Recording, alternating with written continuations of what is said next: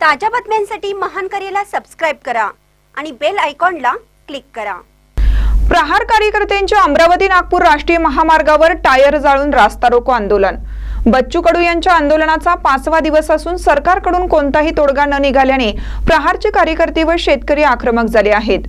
प्रहारच्या कार्यकर्त्यांनी अमरावती नागपूर राष्ट्रीय महामार्गावर टायर जाळून रास्ता रोको आंदोलन केलं। यावेळी सरकार विरोधी जोरदार घोषणा देण्यात आल्या। अन्नत्याग आंदोलनामुळे बच्चू कडूंची प्रकृती खालावत चालली आहे।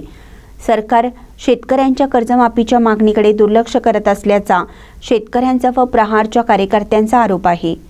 राज्यातील शेतकरी व प्रहारचे कार्यकर्ते राज्यभर ठिकठिकाणी आंदोलन करत आहेत।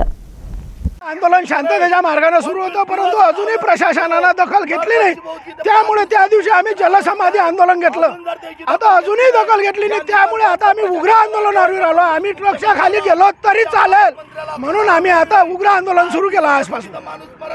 5 दिवसापासून तिथं बच्चू भाऊ उपोषणाला बसलेले आहे। अजूनपर्यंत या प्रशासनाला जाग आली नाही। एवढे निगरगट्ट हे कसे झालेले आहे? यायला फक्त शेतकऱ्याचे मत पाहिजे, शेतकऱ्याचं काही देणं घेणं नाही यायले। आज जर यानं 5 दिवसात जर बच्चू भाऊ जोड एक पालकमंत्री नाही गेला अजूनपर्यंत, याचा निषेध जेवढा करावा तेवढा कमी आहे। आज आम्ही शांततेने जसं गांधीगिरीपासून आंदोलन सुरू केलं, उपोषण टप्प्याटप्प्यानं, पण आज आंदोलनाचा भगतगिरीवर दिवस येत आहे। आता याच्यापेक्षा भगतसिंग बनाला मग भिऊ नाही, फासावर चढलं नाही तर आमच्या अंगावरून गाळ्या न्या, काही न्या, पण आमच्या लाखोच्या पोशिंद्याचं बच्चू कडूचं उपोषण जर उद्यापर्यंत सोडलं नाही तर आम्ही आत्मदहनासारखे मोठे निर्णय